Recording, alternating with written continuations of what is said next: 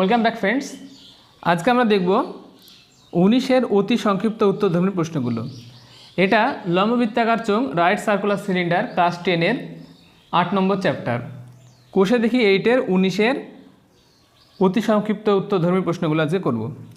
তো চলো এর এক একটা দেখা যাক। এখানে কি আছে? দুটি লম্ববৃত্তাকার নিরেট চোঙের ব্যাসার্ধের অনুপাত দেওয়া আছে 2:3। ব্যাসার্ধের অনুপাত কত দেওয়া আছে? 2:3। তাহলে এগুলো খুবই শর্ট কোশ্চেন। এগুলো কি বলতো? একদম শর্ট কোশ্চেন, তার মানে খুব তাড়াতাড়ি করতে হবে তোমাদেরকে। তো ব্যাসার্ধের অনুপাত কি দেওয়া আছে?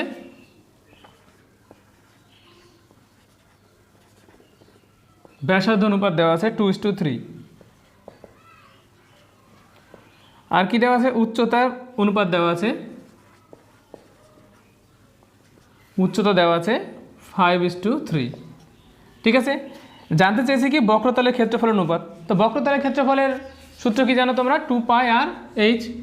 2πr/h হলো বক্রতলের ক্ষেত্রফলের সূত্র। তাহলে আমরা এখান থেকে লিখব যে বক্রতলের ক্ষেত্রফলের অনুপাত। বক্রতলের ক্ষেত্রফলের অনুপাত কত হবে? আমাদের ব্যাসার্ধ জানা আছে, উচ্চতাও জানা আছে, তাহলে এখান থেকে আমরা বক্রতলের ক্ষেত্রফল নির্ণয় করতে পারবো। বক্রতলের ক্ষেত্রফল অনুপাত কী হবে? তাহলে প্রথমটার 2πr মানে কত? 2 এবং h মানে কত? 5। 2πr/h, h মানে 5 অনুপাত দ্বিতীয়টার কি হবে? দ্বিতীয়টার বক্রতলের ক্ষেত্রফল কত হবে? 2πr মানে কত? 3 এবং h মানে কত? 3। ঠিক আছে। বক্রতলের ক্ষেত্রফল, বক্রতলের ক্ষেত্রফলের সূত্র আমরা কি জানি? 2πr/h। এখানে ব্যাসার্ধের অনুপাত দেওয়া আছে, উচ্চতার অনুপাতও দেওয়া আছে। তাহলে সেই অনুপাত থেকে আমরা সেই মানগুলো নিয়ে বসালাম এখানে। তাহলে 2π ক্যান্সেল, তাহলে এখানে 5 × 10 থাকলো, আর এখানে 3 × 9 থাকলো। তাহলে অনুপাতটা কত হবে? 10:9। এটা কত নম্বরে আছে? সিতে। তাহলে উত্তর হবে সি। ঠিক আছে, তাহলে উত্তর হবে সি।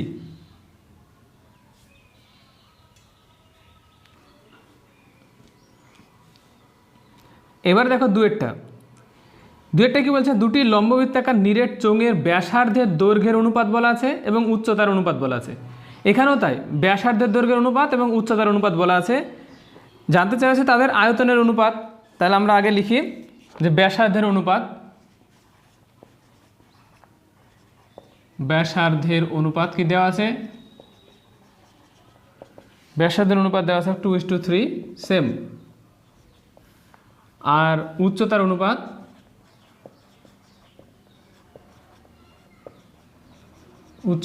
বলা আছে 5:3।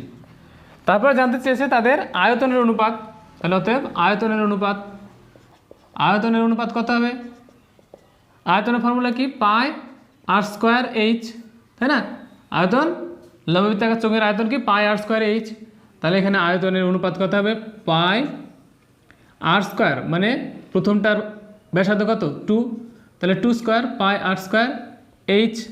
h মানে প্রথমটার উচ্চতা কত? 5, তাই না? অনুপাত πr²। দ্বিতীয়টার ব্যাসার্ধ কত? 3² এবং h কত? দ্বিতীয়টার h কত? 3। ঠিক আছে, সমান সমান আমরা কত? π ক্যান্সেল, তাহলে এখানে 2 × 4, 4 × 5 = 20, আর এখানে 3 × 9 আর 3 × 9 = 27। তাহলে আয়তনের অনুপাত হলো কত? 20:27। এটা কয় নম্বরে আছে? দেখো বিতে আছে, তাই না? তাহলে ব্যাসার্ধের অনুপাত বলা আছে, মানে দুটো লম্ববৃত্তাকার চোঙের ব্যাসার্ধের অনুপাত এখানে দেওয়া আছে। প্রথমটার 2, দ্বিতীয়টার 3। উচ্চতার অনুপাতও দেওয়া আছে, প্রথমটার 5, দ্বিতীয়টার 3। তার মানে আমরা সেখান থেকে আয়তন বের করতে পারবো। আয়তনের ফর্মুলা কি? πr²h। আয়তনের ফর্মুলা কি? πr²h। আয়তনের অনুপাত কী হবে তাহলে? তাদের দুটো আয়তন আলাদা আলাদাভাবে লিখলাম। πr²h, πr²h। ঠিক আছে, হিসাব করলাম, তাহলে আমরা কত পেলাম? 20:27। এই ছিল দুয়েরটা।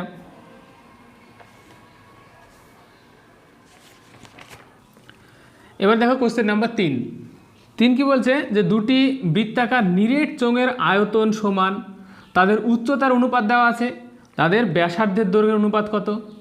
তাদের কি বলা আছে, আয়তন দুটি সমান, দুটি নিরেট চোঙ আছে, সেই চোঙ দুটোর আয়তন সমান, তাদের উচ্চতার অনুপাত দেওয়া আছে, সেখান থেকে বের করতে হবে ব্যাসার্ধের দৈর্ঘ্যের অনুপাত। তাহলে আমরা ধরছি যে ধরি ব্যাসার্ধ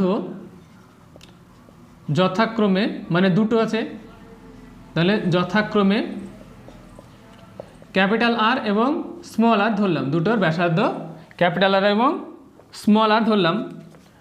এবার কি দেওয়া আছে, কি তাদের উচ্চতার অনুপাত, উচ্চতার অনুপাত বলা আছে কত, 1:2। এবার শর্তে কি বলা আছে, শর্তে তাদের আয়তন সমান বলা আছে। আমরা এখানে পেয়েছি কি ব্যাসার্ধ, আর এখানে পেলাম উচ্চতা। এই ব্যাসার্ধ এবং উচ্চতা থেকে আমরা এদের আয়তন বের করতে পারবো। তাহলে আয়তন সমান কি হবে, পাই আর স্কোয়ার এইচ, প্রথমটার এইচ কত 1, এবং দ্বিতীয়টার আয়তন কত পাই আর স্কোয়ার এইচ, এইচ মানে কত 2, তাই না? দুটোর আয়তন সমান বলেছিল শর্তে। এবার এখান থেকে আমরা আর এর মান বের করব, বা R square by small R square সমান 2/1, বা আর বাই আর এটা সমান কী পাবো আমরা, √2/1। তাহলে আমরা ব্যাসার্ধ দুটোর অনুপাত কী পাবো, √2/1। দেখো এটা কত নম্বরে আছে, এটা বিতে আছে, তাহলে উত্তর আমাদের কি বি। তাহলে তাদের ব্যাসার্ধের দৈর্ঘ্যের অনুপাত হবে √2:2, সেটা আছে বিতে।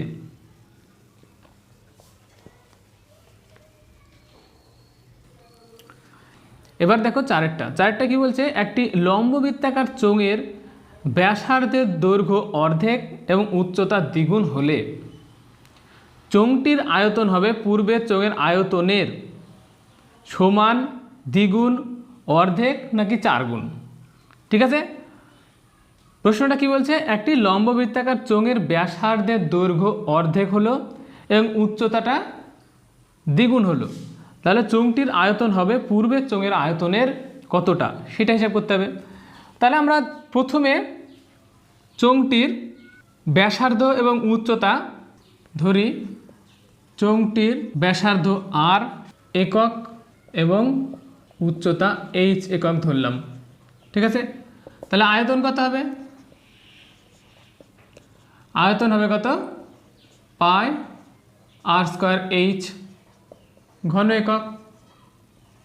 ঠিক আছে, যদি ব্যাসার্ধ আর হয় এবং উচ্চতা এইচ হয়, তাহলে তাদের আয়তন কত হবে, পাই আর স্কোয়ার এইচ। এবার কি হয়েছে, ব্যাসার্ধটা অর্ধেক হয়ে গেছে আর উচ্চতাটা দ্বিগুণ হয়েছে, তাহলে আয়তন কত হবে, তাহলে এখন ব্যাসার্ধ কত হলো, অর্ধেক মানে r/2, এবং উচ্চতা দ্বিগুণ মানে কত 2h। আগে যা ছিল উচ্চতা তার দ্বিগুণ হয়েছে, আর আগে যা ব্যাসার্ধ ছিল তার অর্ধেক হয়েছে ব্যাসার্ধ। তাহলে আয়তন কত হবে, এখন আয়তন সমান কী হবে, পাই আর স্কোয়ার মানে কত r/2 স্কোয়ার, এখানে আর মানে কত r/2 ব্যাসার্ধ, পাই আর স্কোয়ার এইচ মানে কত 2h, এত ঘন একক। তাহলে সমান কী হবে, পাই আর স্কোয়ার বাই 4 × 2h, এত ঘন একক। ঠিক আছে, 4 এখানে 2 কাটলাম, তাহলে এখানে কত পেলাম, পাই আর স্কোয়ার এইচ উপরে পেলাম আর নিচে 2, তাই না? তাহলে প্রথমে যে আয়তন ছিল পাই আর স্কোয়ার এইচ, পরবর্তীতে সেই আয়তনটা কত হলো, পাই আর স্কোয়ার h/2, মানে পরবর্তীতে আয়তনটা কী হয়েছে, অর্ধেক হয়ে গেছে। পরবর্তীতে আয়তন কী হয়েছে, অর্ধেক হয়েছে, তাই না? পরবর্তীতে আয়তন অর্ধেক হয়েছে। তাহলে আমাদের উত্তরটা কী হবে, উত্তর হবে সি। দেখো প্রথমে কী ছিল, প্রথমে আয়তন এসেছিল আমাদের পাই আর স্কোয়ার এইচ, প্রথমে আয়তন এসেছিল পাই আর স্কোয়ার এইচ, আর ব্যাসার্ধ ছিল, উচ্চতা ছিল এইচ, সেখানে আয়তন এসেছিল আমাদের কত, পাই আর স্কোয়ার এইচ। পরবর্তীতে ব্যাসার্ধ হলো r/2, পরবর্তীতে ব্যাসার্ধ কত হলো, r/2 অর্ধেক, ব্যাসার্ধ অর্ধেক হলো এবং উচ্চতা দ্বিগুণ হলো, তার মানে 2h হলো উচ্চতা। এবার সেখান থেকে আয়তন কী পাবো, পাই আর স্কোয়ার এইচ আর মানে এখানে r/2 আর h মানে কত 2h, তাই না? সেখান থেকে আমরা পেলাম কি আয়তন পাই r²h/2 পেলাম আমরা এখানে। তার মানে আয়তনটা অ্যাকচুয়ালি অর্ধেক হয়ে গেছে, তার মানে আমাদের উত্তর হবে সি এরটা।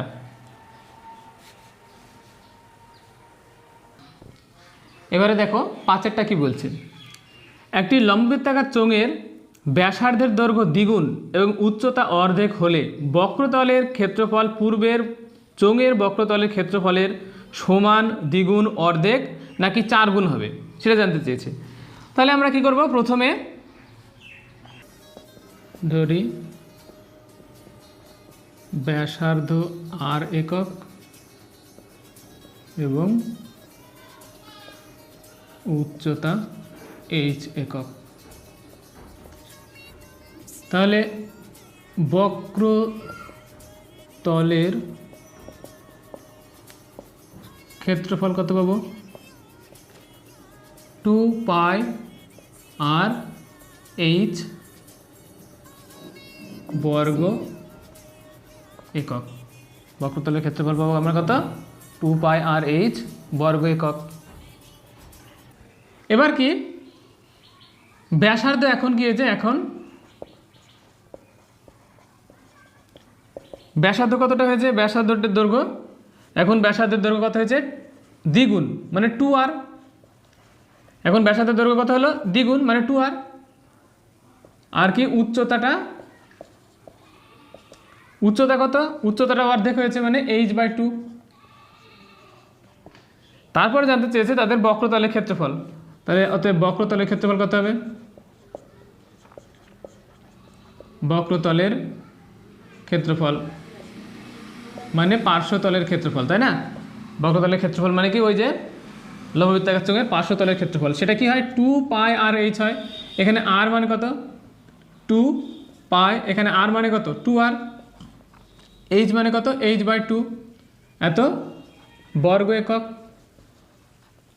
এই 2 আর এই 2 ক্যান্সেল, তাহলে আমরা কত পেলাম 2πr/h বর্গ একক, মানে একই আছে, কেন এখানে 2πr/h এখানেও 2πr/h, তার মানে বক্রতলের ক্ষেত্রফলের কোনো পরিবর্তন হয়নি, তার মানে সমান আছে। তাহলে উত্তর হবে এরটা, এটা কি যে সমান, তাই না?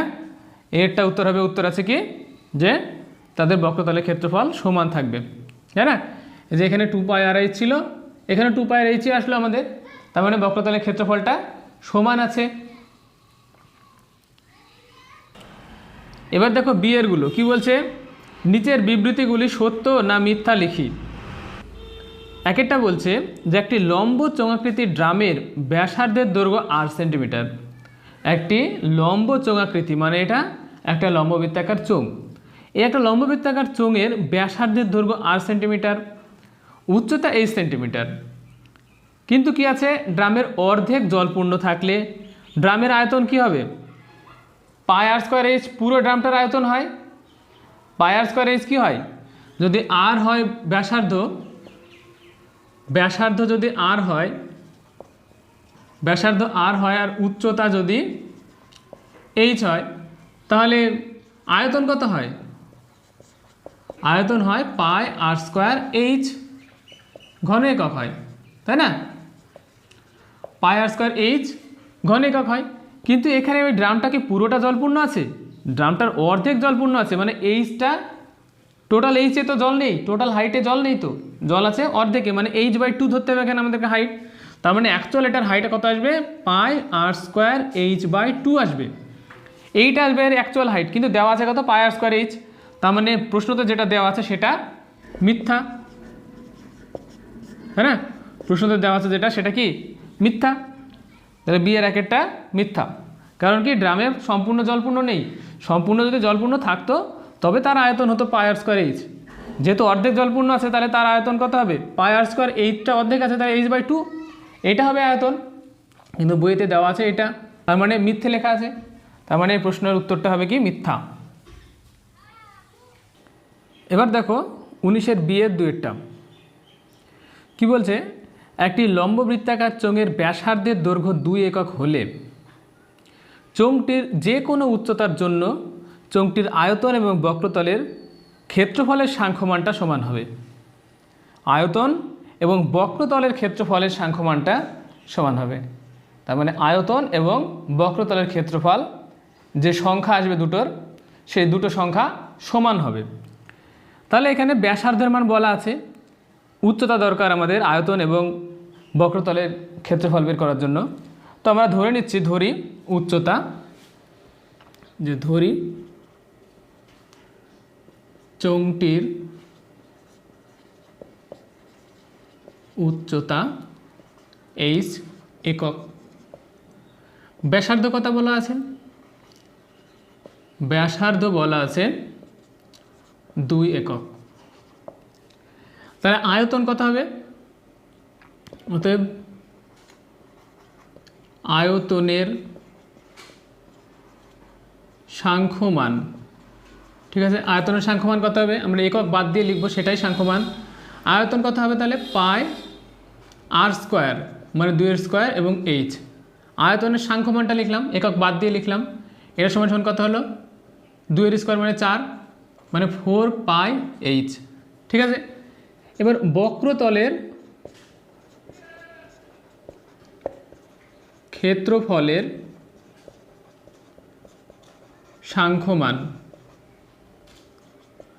সমান কত হবে? 2 পাই আর h, তার মানে 4 পাই h, তাই না? তার মানে আয়তনের সাংখ্যমান এবং বক্রতলের সাংখ্যমানটা সমানই আসছে।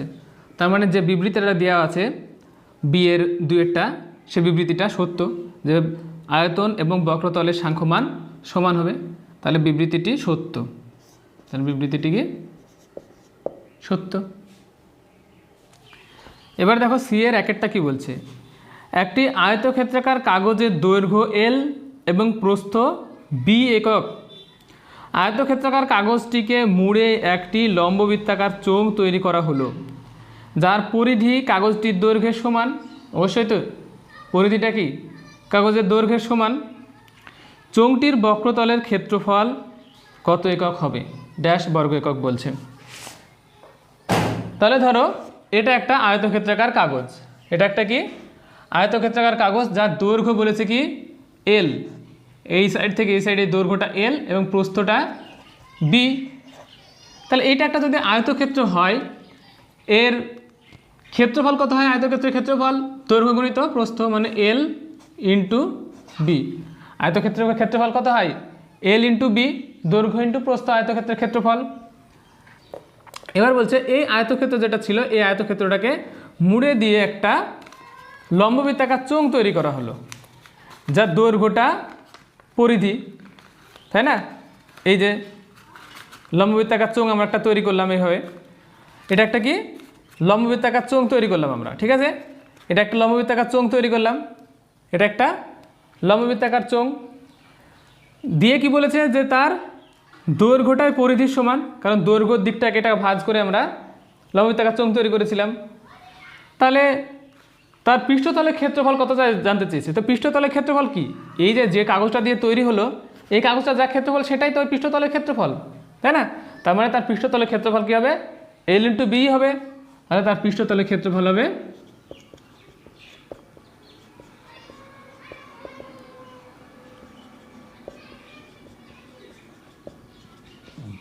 L ইন্টু B বর্গ একক, তাই না?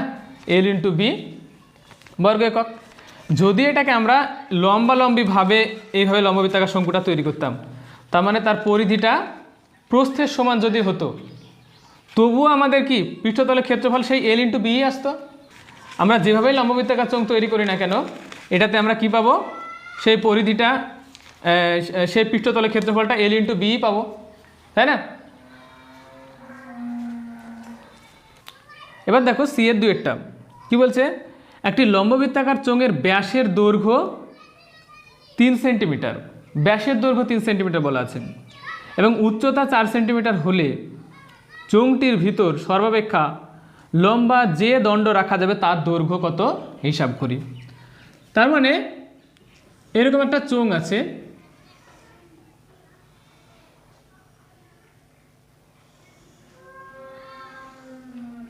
এরকম একটা চোঙ আছে, সেই চোঙের ব্যাসের দৈর্ঘ্য বলা আছে। ঠিক আছে, এটা হলো ব্যাস। ব্যাসের দৈর্ঘ্য কত বলা আছে? যে 3 সেন্টিমিটার। ব্যাসের দৈর্ঘ্য 3 সেন্টিমিটার বলা আছে এবং তার উচ্চতা বলা আছে 4 সেন্টিমিটার। তাহলে এর ভেতরে সর্বাপেক্ষা কত বড় লম্বা একটা দণ্ড রাখা যাবে সেটা জিজ্ঞাসা করেছে। তো আমরা যদি এই লম্বালম্বি রাখি, এইখানে রাখি, তাহলে 4 সেন্টিমিটারের বেশি লম্বা রাখতে পারবো না, তাই না?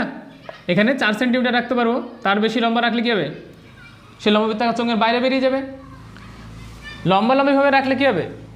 সেই দণ্ডটা এই 4 সেন্টিমিটার, যেহেতু এই লম্ববৃত্তাকার চোঙটা উচ্চতা, তার মানে 4 সেন্টিমিটারের বেশি যদি কোনো একটা কিছু দণ্ড রাখি তাহলে সেটা লম্ববৃত্তাকার চোঙের বাইরে বেরিয়ে যাবে।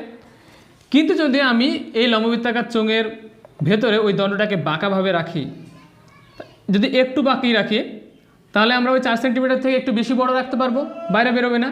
এভাবে বাড়াতে বাড়াতে বাড়াতে আমরা যদি এই কর্ণ বরাবর রাখি, তাহলে আমরা কী পাবো? সব থেকে বড় দণ্ডটা রাখতে পারবো, তাই না? কর্ণ বরাবর যখন আমরা রাখবো কোনো একটা দণ্ডকে, কর্ণ বরাবর যখন আমরা রাখবো, সেই দণ্ডটা সর্বাধিক লম্বা হবে ওই লম্ববৃত্তাকার চোঙের মধ্যে রাখা দণ্ডের। তাহলে কী হবে?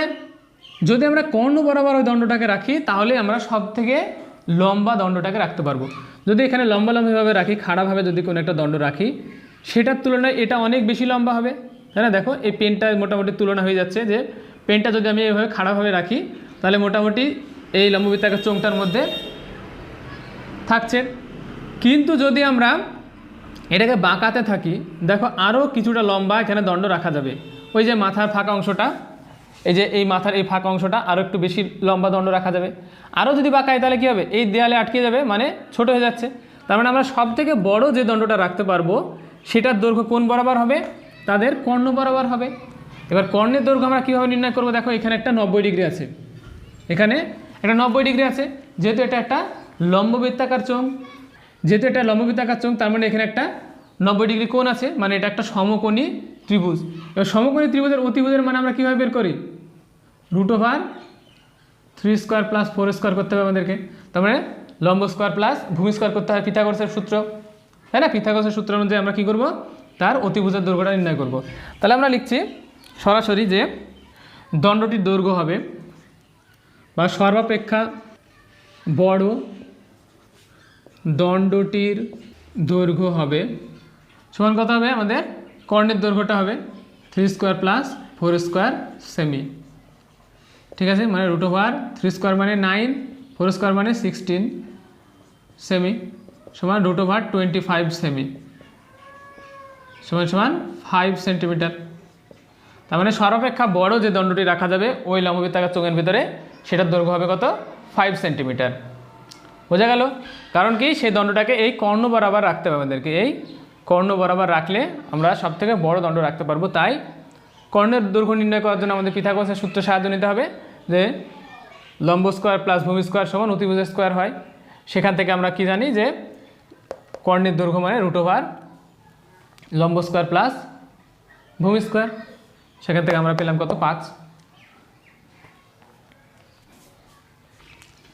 এবার দেখো C-এর 3-একটা। C-এর 3-একটা কী বলছে? একটি লম্ববৃত্তাকার চোঙের আয়তন এবং বক্রতলের ক্ষেত্রফলের সাংখ্যমান সমান হলে চোঙটির ব্যাসের দৈর্ঘ্য ড্যাশ একক। এরকম একটা অঙ্ক ছিল B-এর 2-একটা, তাই না?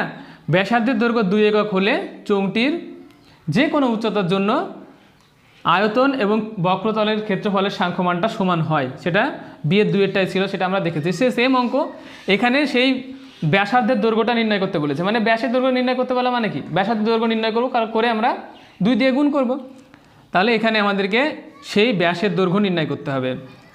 কেমন একটা ব্যাসের দৈর্ঘ্য নির্ণয় করতে হবে? যার প্রশ্নটা আরেকবার পড়ো, যে একটি লম্ববৃত্তাকার চোঙের আয়তন এবং বক্রতলের ক্ষেত্রফলের সাংখ্যমান সমান হলে চোঙটির ব্যাসের দৈর্ঘ্য কত হবে? তাহলে আমরা ধরছি চোঙটির ব্যাসার্ধ R একক